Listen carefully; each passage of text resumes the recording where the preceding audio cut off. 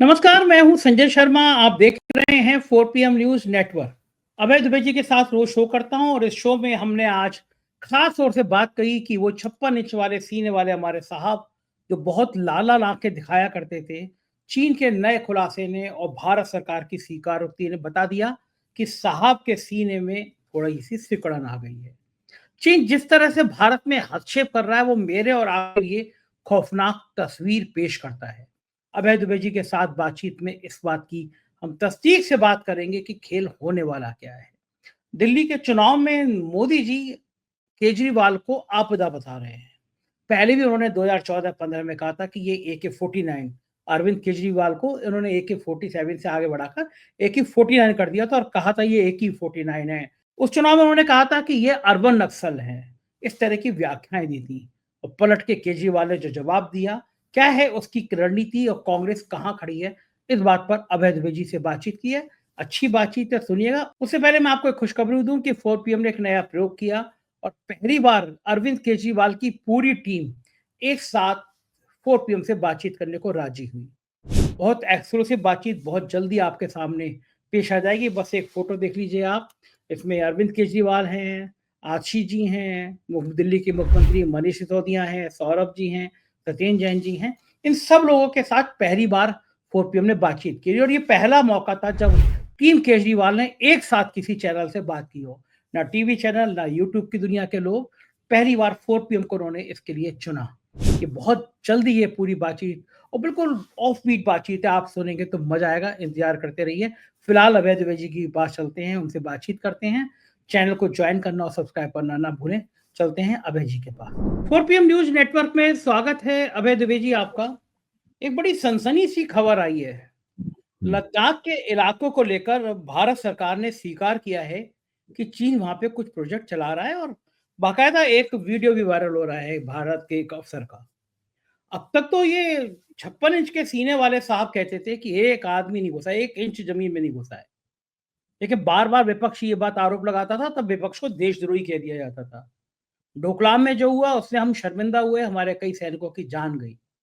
लेकिन प्रधानमंत्री जी की वो फोटो लगातार आज तक लोगों को याद है कि जब वो चीन के राष्ट्रपति को झूला झुला रहे थे और चाय पिला रहे थे अपने हाथ से। और बाद में जब सैनिकों की मौत के बाद मुलाकात हुई तो लोगों ने कहा कि आंखें लाल करके मिलेंगे, लेकिन वो उल्टे खुद ही गले जाके मिल लिए। अब ये जो ताजा बयान आया है, ये बयान भारत के लिए बहुत महत्वपूर्ण संवेदनशील इसलिए भी है कि इसका मतलब चीन लद्दाख के इलाके में प्रोजेक्ट चला रहा है और हम उसको स्वीकृति दे रहे हैं। हमने क्या चूड़ियां पहन ली हैं? हम लोग इतने कमजोर हो गए हैं? चीन ने ऐसा क्या, पाकिस्तान को बार बार जो नेता कहते हैं तुम्हें पाकिस्तान भेज दूंगा, पाकिस्तान भेज दूंगा, गिरिराज क्यों नहीं कहते तुम्हें चीन भेज दूंगा? चीन का नाम भी नहीं, चा भी नहीं बोलते, ये मणिपुर की तरह, माँ की तरह। ये जो बयान है इसको आप किस तरह से सामरिक दृष्टि से और संवेदनशील दृष्टि के साथ साथ राजनीतिक दृष्टि से आप कैसे देखते हैं इसको? देखिए, इसके दो पहलू हैं संजय जी। एक पहलू तो ये है कि ये कोई गोपनीय बात नहीं है कि चीन डोकलाम में, लद्दाख में और दूसरी जगहों पर अपने अधिसंरचनात्मक यानी अपने इंफ्रास्ट्रक्चरल प्रोजेक्ट आगे बढ़ा रहा है। सब लोग इस बात को जानते हैं। बस इस बात की टीवी के ऊपर चर्चा नहीं होती है क्योंकि प्रधानमंत्री दफ्तर ने इसके ऊपर एक प्रतिबंध लगा रखा है, एक घोषित प्रतिबंध लगा रखा है। कोई भी खबरिया चैनल इसकी चर्चा करने के लिए तैयार नहीं है। अखबारों में खबर के तौर पर यह बात नहीं आती है। लेकिन अगर आप जो चीन से संबंधित सुरक्षा विशेषज्ञ हैं, रिटायर्ड अफसर हैं, उनके आप लेख पढ़ें तो बारीक हरूफों में इस बात को माना जाता है कि स्थिति बहुत नाजुक है और इसको निपटना आसान नहीं है। यहाँ तक कि थल सेना के बड़े अफसर भी जब इस प्रकार की बात करते हैं उसको भी बिटवीन दी लाइंस पढ़ने की जरूरत है। वहां से भी मालूम पड़ जाता है कि परिस्थिति वास्तव में नाजुक है वहां पर। अच्छा, अब तो सरकार ने एक तरह स्वीकार कर लिया। सरकार ने कहा कि हम भाई इसको स्वीकार करते हैं, ये किसी अनएक्सेप्टेबल है। भाई अनएक्सेप्टेबल क्या है? अनएक्सेप्टेबल क्या है? अगर अगर अगर चीन का किसी तरह की उस जमीन पर दखल नहीं है जिसको भारत अपना कहता रहा है, तो वहां पे वो कौन से प्रोजेक्ट चला रहा है, मतलब क्या क्या कर रहा है चीन? ये बात स्पष्ट रूप से निकल के आनी चाहिए। केवल राहुल गांधी इसके बारे में चर्चा करते, उन्होंने भी चर्चा करना थोड़ी कम कर दी है। लेकिन ये एक हकीकत है कि चीन की जो भारतीय सीमा में दखलंदाजी है वो एक बहुत बड़ी चट्टान है और उस चट्टान के नीचे भारत का हाथ दबा हुआ है। ये उस हाथ को नहीं निकाल सकते। मोदी ने केवल हेडलाइन मैनेजमेंट के जरिए इस चीज को इस चीज की चर्चा नहीं होने दी। और ध्यान दीजिए, इतना महत्वपूर्ण विषय है, संसद में आज तक इस विषय पर चर्चा नहीं हुई। भाई क्या चर्चा में चर्चा हो तो सरकार अपना पक्ष रख सकती है, सरकार कह सकती है कि ये बात है, ये बात नहीं है, लेकिन क्या इस विषय पर संसद में चर्चा भी नहीं होनी चाहिए? आखिरकार ऐसी क्या बात है? चर्चा आज तक कभी चर्चा नहीं हुई इस विषय के ऊपर। तो ये सब बहुत महत्वपूर्ण मसला है, और मीडिया तो बिल्कुल अपनी जिम्मेदारी से कतरा रहा है। वो जनता को इसके बारे में कोई सूचना नहीं देना चाहता, और चूंकि कोई आधिकारिक सूचना उपलब्ध नहीं है, इसलिए सोशल मीडिया पे भी इसकी चर्चा ठीक ढंग से नहीं हो पाती है। मुझे लगता है कि 4 PM को कुछ चीनी मसलों के विशेषज्ञों को बुलाकर, निष्पक्ष विशेषज्ञों को बुलाकर इसके ऊपर एक पैनल करवाना चाहिए, एक चर्चा होनी चाहिए कि भाई दरअसल वहां पे हो क्या रहा है, ताकि हम 4 PM के जो 67,07,000 जो सब्सक्राइबर हैं और जो करोड़ों की व्यूअरशिप है, उसको कम से कम इस बहुत महत्वपूर्ण राष्ट्रीय महत्व की जानकारी प्राप्त। बिल्कुल ठीक कह रहे हैं, हम बिल्कुल कोशिश करेंगे जल्दी से जल्दी ये इस तरह का पैनल पे बातचीत करें। मुझे अभी तक याद है जब रक्षा मंत्री थे मुलायम सिंह यादव, तब उन्होंने कहा था, हाउस में कहा था कि तुम लोग पाकिस्तान करते हो, हमारे लिए पाकिस्तान से बड़ा दुश्मन चीन है, चीन के बारे में नहीं सोचते हो।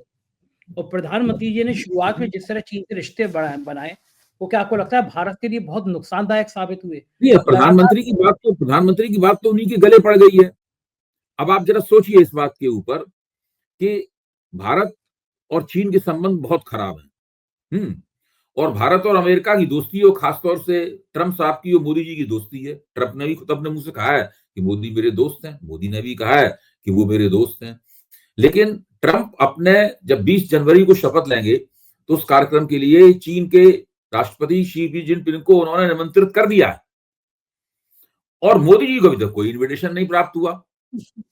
अभी बार बार चर्चा की जा रही है कि भारत के विदेश मंत्री जो हैं वहां व्हाइट हाउस के सामने धरना दे रहे हैं बैठे हुए, जयशंकर। तो किसी तरह से एक निमंत्रण निकलवा लें वहां से, ऐसा होता नहीं है। तो हाँ, अब वहां से निमंत्रण अभी तक नहीं आया, तो उसकी वजह से यहाँ पर भारत में विदेश मंत्रालय में इस बात को लेकर बड़ी सकपकाहट है। बड़ी बेइज्जती होगी मोदी जी की अगर वहां से उसने शपथ ले ली ट्रंप ने, डोनाल्ड ट्रंप ने, और मोदी जी उसमें नहीं, उनके सबसे अच्छे दोस्त मोदी जी वहां नहीं गए, और भारत का सबसे बड़ा दुश्मन जो है शी जिनपिंग, वो वहां पे बैठा होगा।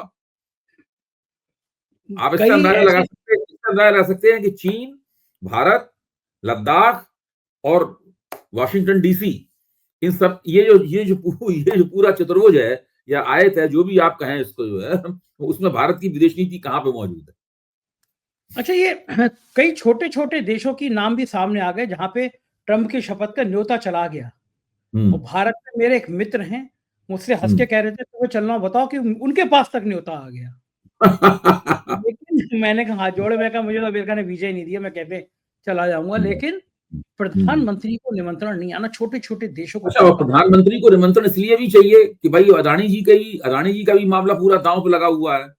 जब तक अमेरिका का राष्ट्रपति मदद नहीं करेगा तब तक उस मसले से छुटकारा देना भी मुश्किल है। रोज वहां से खबरें आती हैं। अब आज अखबार में खबर है कि कोई किसी एक जज के हवाले, एक कोई जिला जज है, उसके हवाले 4 मुकदमे हैं, चारों मुकदमे उनके हवाले कर दिए गए हैं। वो सारे मुकदमे एक साथ सुनेंगे क्योंकि सारों का किरदार एक है। तो इस प्रकार की खबरें वहां से आ रही हैं। तो ये सब चीजें भी नरेंद्र मोदी के लिए काफी बड़ी बेचैनी का सबब है। और जबकि मोदी जी ने तो बाकायदा नारा लगाया था, अब की बार ट्रंप सरकार। ये तो शायद भारत के इतिहास में पहली बार हुआ था कि हमारा प्रधानमंत्री किसी दूसरे देश के चुनाव में जाए और किसी एक व्यक्ति के पक्ष में नारा लगा दे। इससे उस बार ट्रंप हार गए थे। इस बार चुनाव हुआ तो मोदी जी बड़ा संकोच करते रहे, उन्होंने नारा नहीं लगाया, लेकिन इस बार ट्रंप जीत गए। नारे ने गड़बड़ कर दिया। नहीं, पिछली बार तो वहां गए थे, ट्रंप का हाथ पकड़ के घूमे थे वहां पर हाउडी मोदी में, और उसमें नारा लगाया था उसमें तो ट्रंप हार गए। इस बार मोदी जी का बहुमत चला गया, लेकिन ट्रंप को बहुमत मिल गया। बात सही है। तो ये आपको क्या लगता है कि किसी एक रिटायर्ड नौकरशाह को कमान देना ये नुकसानदायक है? क्योंकि मेरा व्यक्तिगत मानना यह है कि विदेश नीति किसी अनुभवी नेता को मिलनी चाहिए थी, जिसने देखा हो, जिसको मैं आपकी बात सही है, लेकिन आप पूरी मोदी सरकार की संरचना जो है उसके किरदार पर गौर करें। ये दरअसल टेक्नोक्रेट्स की सरकार है, ये पॉलिटिशियंस की सरकार नहीं है, ये अनुभवी राजनेताओं की सरकार नहीं है, ये टेक्नोक्रेट लोगों की सरकार है। अब अश्विनी वैष्णव क्या है? टेक्नोक्रेट है। वो भी तो टेक्नोक्रेट हैं। ये इसी तरीके से सरकार ये चल रही है। इसमें बहुत अनुभवी राजनेताओं की सरकार को ऐसी कोई खास जरूरत नहीं है, क्योंकि मोदी जी ऐसे किसी भी राजनेता को, अब निर्मला सीतारमण क्या है, निर्मला सीतारमण भी एक टेक्नोक्रेट ही है एक तरह से। वो उन्होंने कौन सा पॉलिटिक्स के क्षेत्र में कोई तीर मारा है, या उन्होंने बड़े जबरदस्त चुनाव जीते हैं, क्या है? राज्यसभा में भेज दिया जाता है। राज्यसभा की अश्विनी वैष्णव भी राज्यसभा में है, जयशंकर भी राज्यसभा में, सारे राज्यसभा में है। तो राज्यसभा के लोगों के जरिए सरकार चल रही है, और ये भारतीय जनता पार्टी की विशेषता है। आप अटल बिहारी वाजपेयी के जमाने से आप देखें, वहां भी राज्यसभा के योद्धाओं, ये राज्यसभा के योद्धा लोग जो हैं, वो भाजपा के अंदर बड़ा जबरदस्त उनका महत्व रहता है हमेशा। और जो लोकसभा के लोग हैं, उनका काम केवल लोकसभा की सीट जीतना है और चुपचाप बैठना है वहां पर। पार्टी के अंदर से कभी ये आवाज नहीं उठती, भारतीय जनता पार्टी के अंदर से ये मुद्दा नहीं उठता कि भाई ये तो गलत बात है, आप ये नौकरशाहों को ला ला के मंत्री बना दे रहे हो, हम लोगों की जिंदगी बीत गई राजनीति में, तो कम से कम नेताओं को मंत्री बनाया जाना चाहिए। ये नौकरशाह रिटायर हो गए। भाजपा पूरी तरह, देखिए, मैं हमेशा कहता हूं कि नरेंद्र मोदी की ताकत का राज क्या है। नरेंद्र मोदी की ताकत का राज है कि उन्होंने सत्ता में आते ही सबसे पहले जिस चीज को कैप्चर किया, वो था संगठन भारतीय जनता पार्टी का। उनके इसी भींच से राष्ट्रीय स्वयंसेवक संघ भाजपा को छुड़ाना चाहता है। अभी भी देखिए, अमित शाह और नरेंद्र मोदी का ही भाजपा के ऊपर कब्जा है। अमित शाह, नरेंद्र मोदी और जगत प्रकाश नड्डा, यही तीन लोग मिलकर भाजपा को चला रहे हैं। और राष्ट्रीय स्वयंसेवक संघ उस क्षण का इंतजार कर रहा है, उस क्षण की प्रतीक्षा कर रहा है जब भाजपा की बागडोर उसे प्राप्त होगी नए अध्यक्ष के जरिए। इसीलिए नए अध्यक्ष का सवाल इतना ज्यादा जद्दोजहद में फंसा हुआ है। तो भाजपा पे कब्जा इन लोगों ने कर रखा है, किसी की मजाल नहीं है। इनकी मर्जी के बिना भाजपा में पत्ता नहीं खड़कता। जो सांसद हैं, उनकी तो ये भी हिम्मत नहीं है कोई कह सकें कि भाई कम से कम हमारी मीटिंग करके नरेंद्र मोदी को उसका संसदीय दल का नेता तो चुन लो। ये तक नहीं कह सकते हो। उनकी बिना मीटिंग किए हुए, बिना उनकी मोहर लगाए हुए ही नरेंद्र मोदी को संसदीय दल का नेता घोषित कर दिया गया है। डरते होंगे ना कि संसदीय दल की बैठक हुई हो, कुछ एमपीओ ने खड़े होकर पूछ लिया कि कम सीटें क्यों आई। किसी की कोई हिम्मत नहीं है। जिसने ज्यादा मुंह खोला उसका कैरियर खत्म। इसीलिए ये डर है। मैं दिल्ली में हूँ और दिल्ली में आया हुआ था, तो कल प्रधानमंत्री जी का बड़ा बढ़िया भाषण सुना। उन्होंने तो अरविंद केजरीवाल को एक आपदा कह दिया कि दिल्ली में जब आपदा चली जाएगी तब दिल्ली ठीक होगी। अब दिल्ली के लोग हंस रहे हैं। मुझे अभी तक याद आया कि 2014 की बात, आसपास की बात थी, जब उन्होंने कहा था कि AK-49 है, ये नक्सल आतंकी है। अरविंद केजरीवाल को AK-49 नक्सल आतंकी, और कल कहते हैं आपदा है। इतना क्यों डरते हैं मोदी केजरीवाल से? देखिए, 2015 में जब दिल्ली में चुनाव हो रहा था विधानसभा का, तो नरेंद्र मोदी ने दिल्ली में कई रैलियां की थी, जिसमें ऊपर से देखने में लगता था कि अच्छी खासी भीड़ भी रैलियों में जमा हुई है। उस वक्त नरेंद्र मोदी ने अरविंद केजरीवाल को अर्बन नक्सल कहा था, और कहा था कि ये बंदा बदकिस्मत है, मैं किस्मत वाला हूं, मेरे सत्ता में आने के बाद से पेट्रोल के, डीजल के दाम कम हो गए हैं। ये उन दोनों, वो उन रैलियों की हाईलाइट थी। लेकिन आप जानते हैं क्या हुआ? उसी में एक मजाक भी प्रचलित है। जब नरेंद्र मोदी ने भाषणों के अंत में कहा कि आप किसको वोट देंगे, तो लोगों ने कहा आपको। तो नरेंद्र मोदी बहुत खुश हुए, भाई वोट हमको मिलने वाला है। लेकिन वोट AAP को मिला, आपको मिला, और भाजपा की 3 सीटें रह गई। उसके बाद देखिए, उसके बाद अगला चुनाव जब हुआ 2020 में, नरेंद्र मोदी ने फिर से भारतीय जनता पार्टी का जम के प्रचार किया, और उन्हीं के नेतृत्व में, उन्हीं के निर्देशन में अनुराग ठाकुर, प्रवेश वर्मा, इन लोगों की तरफ से शाहीन बाग के सवाल के ऊपर एक नंगी सांप्रदायिक मुहिम चलाई गई। उसके बावजूद भी भाजपा अपनी सीटें केवल 8 सीटें बढ़ा पाई। उसके वोट जरूर बढ़ गए, 5-6% वोट बढ़े, लेकिन सीटें केवल 8 आ पाई। फिर भी भाजपा और आम आदमी पार्टी के बीच में 15% का फासला रहा। अब सवाल यह है कि क्या नरेंद्र मोदी की रैलियों से आम आदमी पार्टी परास्त हो सकती है? मेरे ख्याल से नहीं हो सकती, क्योंकि कहीं मुझे दिखाई नहीं पड़ रहा है कि भारतीय जनता पार्टी आम आदमी पार्टी से उन वोटों को छीन पा रही है जो वोट आम आदमी पार्टी ने कांग्रेस से भी हासिल किए हैं, और कुछ नए वोट भी उसके अंदर जोड़े। न कांग्रेस छीन पा रही है, तो वो सीन ऐसा कोई आम आदमी पार्टी के खिलाफ बन नहीं पा रहा है सीन। यहाँ पर कांग्रेस अपनी तरफ से, कांग्रेस ने कह दिया भाई अरविंद केजरीवाल के खिलाफ संदीप दीक्षित को लड़ाएंगे, आजसी के खिलाफ हम अलका लामा को लड़ाएंगे। तो चेहरों से कुछ नहीं होगा, क्या कांग्रेस दिल्ली में उन वोटों को दोबारा प्राप्त कर पा रही है या उनका एक अंश दोबारा हासिल कर पा रही है जो वोट आम आदमी पार्टी ने उससे ले लिए हैं लंबे अरसे से? ये सबसे बड़ा सवाल है। मुझे तो ऐसा होते हुए कम से कम आज की तारीख में नहीं दिखाई पड़ रहा। हाँ, ये बात सही है कि आम आदमी पार्टी को कई मोर्चों पर संघर्ष करना पड़ रहा है। एक मोर्चा चुनाव आयोग का भी है, जो पिछली बार नहीं करना पड़ा था और उससे पिछली बार भी नहीं करना पड़ा था। चुनाव आयोग का भी है। बड़ी कोशिश करके भारतीय जनता पार्टी चतुराई के साथ में जो वोटिंग डेमोग्राफी है, वोटर लिस्टों में परिवर्तन करने की मुहिम चला रही है। फॉर्म 7 और फॉर्म 6 लगातार बड़े पैमाने पर चुनाव आयोग के पास पहुंच रहे हैं, लेकिन आम आदमी पार्टी सतर्क है। ये लोग रोज सवेरे उठते हैं, आम आदमी पार्टी के नेता सड़कों पर निकल जाते हैं और संजय सिंह वगैरह तो वोटर लिस्ट लेके लोगों को घूम रहे हैं, भाई देखिए आपका नाम काट तो नहीं दिया गया वोटर लिस्ट में से। तो बहुत जम के वो लोग चुनाव आयोग के जरिए जो भारतीय जनता पार्टी रणनीति बना रही है उसकी कैसे काट की जाए, इसकी कोशिश में भी ये लोग लगे हुए हैं। बिल्कुल ठीक कह रहे हैं कि केजरीवाल जी ने मुझे बताया कि उनके इलाके में शायद 10,000 से ज्यादा वोट उनके काटने और कई हजार वोट बढ़ाने की बात हो गई। छोटी सी तो विधानसभा है, अगर 10,000 वोट कट गए, और वो खास तौर से वोट भी टारगेट वो कर रहे हैं जो पूर्वांचल के लोग हैं, जो झुग्गी झोपड़ी के लोग हैं, ये जो माना जा रहा है कि आम आदमी पार्टी है, इनके ये वोट काट दो। तो क्या आपको लगता है कि ये जो स्ट्रेटेजी थी, ये स्ट्रेटेजी हरियाणा और महाराष्ट्र में भी अपनाई गई? और अभय दुबे जी, बड़ी मुझे ताज्जुब की बात एक और पता चली, बहुत अमेरिका में मेरा दोस्त है और बहुत बड़े पद पर है। उसने मुझसे कहा कि आप किसी व्यक्ति से अपने फ़ोन को लेकर लगातार कुछ चीज़ें, फ़ोन बंद भी हो तब भी बात करेंगे, तब भी वो चीज़ें कुछ ना कुछ रिकॉर्ड होती रहती हैं। जिससे आप क्या कर रहे हैं, आपकी सोच क्या है, ये कहीं न कहीं रिकॉर्ड होता रहता है। दूसरा, आप फ़ेसबुक पे हैं, आप ट्विटर पे हैं, आप इंस्टाग्राम पे हैं, तो आपकी सारी आदतें पता चलती हैं। आप क भई आप सेकुलर हैं तो आप लिखेंगे कि ये जो उन्माद हो रहा है, ये मंदिर मस्जिद के नाम पे झगड़ा हो रहा है, बड़ा गलत है। आप अगर उन्मादी हैं तो लिखेंगे कि हिंदू राष्ट्र होना चाहिए, आतंकी हो हैं मुसलमान, इस तरह की बातें लिखना चाहिए।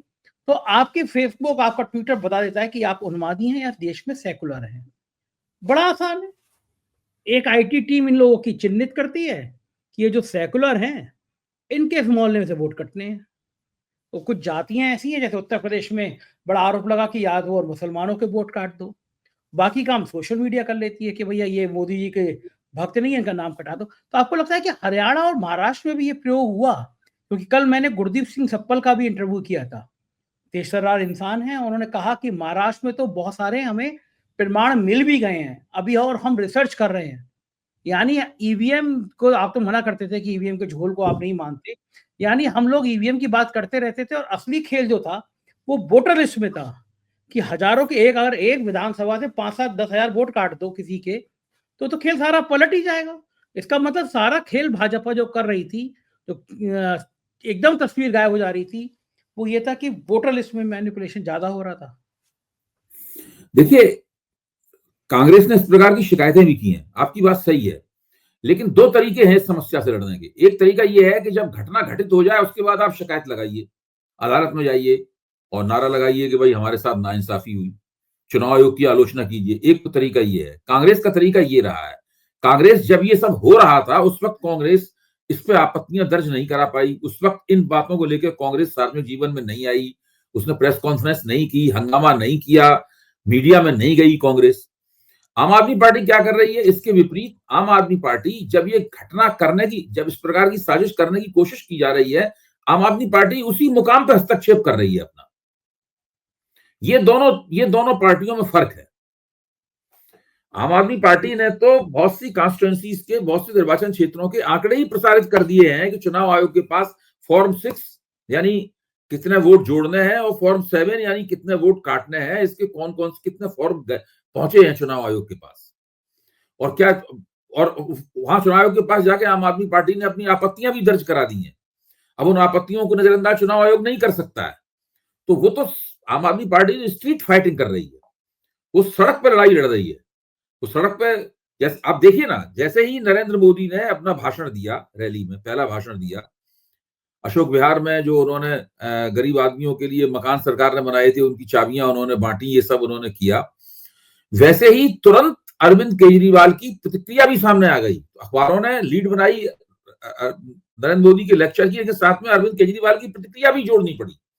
अरविंद केजरीवाल ने साफ कह दिया कि भाजपा के पास ना कोई चेहरा है, ना कोई भाजपा के पास नैरेटिव है, और भाजपा विनाश का सामना कर रही है दिल्ली में, तीसरी बार बर्बाद होने जा रही है।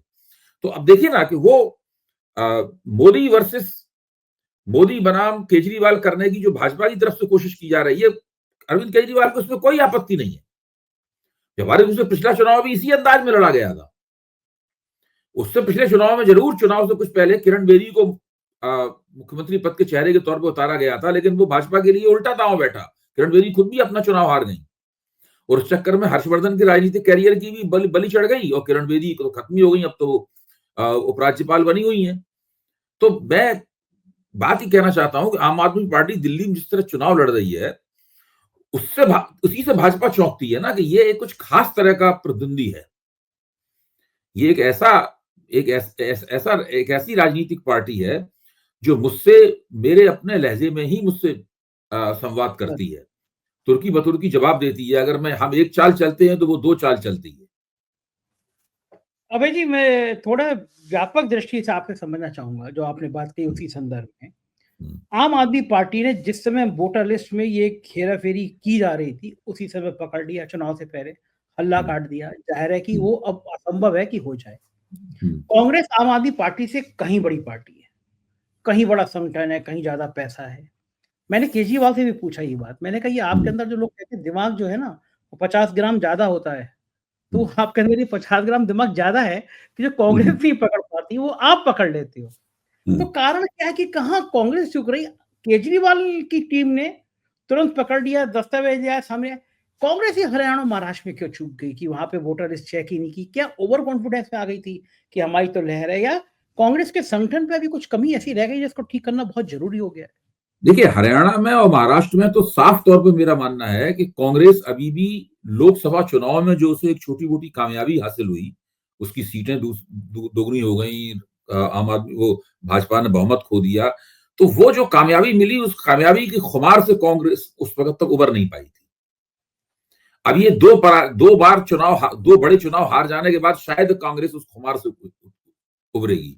तो आप देखिए ना, राहुल गांधी की पूरी गतिविधियों को देखिए, कांग्रेसियों की पूरी गतिविधियों को देखिए, वो मान के चल रहे थे कि यहाँ की जनता भाजपा के खिलाफ है, और ये इसने अभी लोकसभा चुनाव में हमें जबरदस्त जीत दिलाई है, और ये विधानसभा चुनाव में भी ये जीत हमें प्लेट पर रख के मिल जाएगी।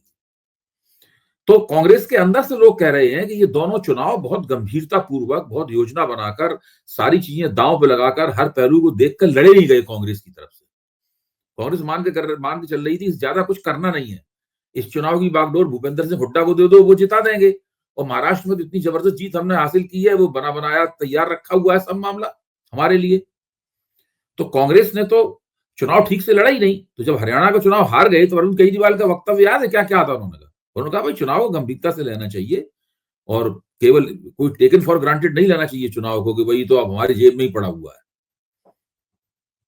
बात बिल्कुल ठीक है, लेना चाहिए। भाई ये वो व्यक्ति कह रहा है जो भारतीय जनता पार्टी से 15% वोटों से आगे है। सही बात है। कितना फर्क है दोनों के बीच में? मतलब आम आदमी पार्टी भाजपा को, आम आदमी पार्टी को तो 50% से ऊपर वोट मिले थे, और कांग्रेस और भाजपा को 35-36% के आसपास वोट मिले। तो 15% वोटों से जो आगे है वो टेकन फॉर ग्रांटेड नहीं ले रहा है, वो एक एक चीज की जांच कर रहा है, कहाँ पे क्या कमी है, यहाँ पे पेच कसा जाए, ये चीज ढीली है इसको ठीक किया जाए, ये चाल हमारे खिलाफ खेली जा रही है इसकी काट की जाए, वो तो इस काम में लगा हुआ है। और कांग्रेसी बैठे हुए हाथ में हाथ रखे हुए कि लोकसभा चुनाव में फायदा हुआ है, वो फायदा सीधे सीधे उसका अनुवाद विधानसभा चुनाव में भी हो जाएगा। ऐसा नहीं होता है राजनीति में। भाजपा भी ऐसा नहीं करती है। भाजपा भी, जब देखिए लोकसभा चुनाव में भाजपा अति आत्मविश्वास की शिकार थी, उसका नुकसान हुआ उसे। कांग्रेसियों को समझना चाहिए कि अब भाजपा अगले लोकसभा चुनाव में अति आत्मविश्वास की शिकार नहीं रहेगी। जो झटका उसको लग गया, वो झटका ऐसा नहीं है कोई दोबारा फिर वैसे ही झटका लग जाएगा भाजपा को। उसको दोबारा भाजपा को झटका पहुंचाने के लिए कांग्रेस को अतिरिक्त तैयारी करनी पड़ेगी, मेहनत करनी पड़ेगी। ठीक बात। हाँ, हर जगह आप संविधान की किताब दिखा के नहीं काम चला सकते, मतलब कुछ और भी करना पड़ेगा आपको। ओबीसी वोटों को पटाना पड़ेगा, दलित वोटों को पटाना पड़ेगा। हरियाणा में ओबीसी वोट पटाने की कोशिश कहाँ की गई, महाराष्ट्र में कहाँ की गई, जबकि भाजपा लगातार कर रही थी। भाजपा ने हरियाणा में भी ओबीसी वोटों पर काम किया और महाराष्ट्र में भी ओबीसी वोटों पर काम किया। लेकिन ये दिल्ली में कोई जीते कोई हारे, एक बड़ा नुकसान कांग्रेस का ये हो सकता है कि इंडिया गठबंधन का ताना बाना बिखरता हुआ नजर आ रहा। जिस तरह से कांग्रेस हमलावर है अरविंद केजरीवाल के ऊपर, सारे नेता अब जाने कितने कितने भाजपा से भी आगे बढ़कर आरोप लगा रहे हैं। केजरीवाल तो कह रहे हैं कांग्रेस और बीजेपी एक हो गई है। इंडिया तो गठबंधन के जो केजरीवाल सहयोगी यही कह रहे हैं। अब देखो नीरजा चौधरी कितनी वरिष्ठ पत्रकार हैं, आशुतोष हैं, नीरजा चौधरी हैं, और भी कई पत्रकार हैं जो न वो आम आदमी पार्टी के पारंपरिक समर्थक हैं न कांग्रेस के। तो सब लोग ये कह रहे हैं कि आम आदमी के कांग्रेस के पंजाब के नेताओं ने और दिल्ली के नेताओं ने, ऐसा लगता है कि कांग्रेस आला कमान को समझा दिया है कि दिल्ली में आम आदमी पार्टी का हारना जरूरी है, भले ही इसका फायदा भाजपा को हो और भाजपा चुनाव जीत जाए। दिल्ली में आम आदमी पार्टी हार जाएगी, इसका जो न्यूक्लियस है, इसका जो केंद्रक है वो कमजोर हो जाएगा। हेडक्वार्टर भाजपा का वो आम आदमी पार्टी का कमजोर हो जाएगा, तब हम पंजाब में अपनी वापसी कर सकेंगे। तो दिल्ली में आम आदमी पार्टी को चुनाव हराकर कांग्रेस ये ख्वाब देख रही है कि पंजाब में वो अपनी वापसी कर लेगी। मुझे नहीं पता कहां तक ये बात सही है, लेकिन जो कांग्रेसियों का जो आचरण है दिल्ली में, उससे इसकी तरफ जरूर संकेत मिलता है।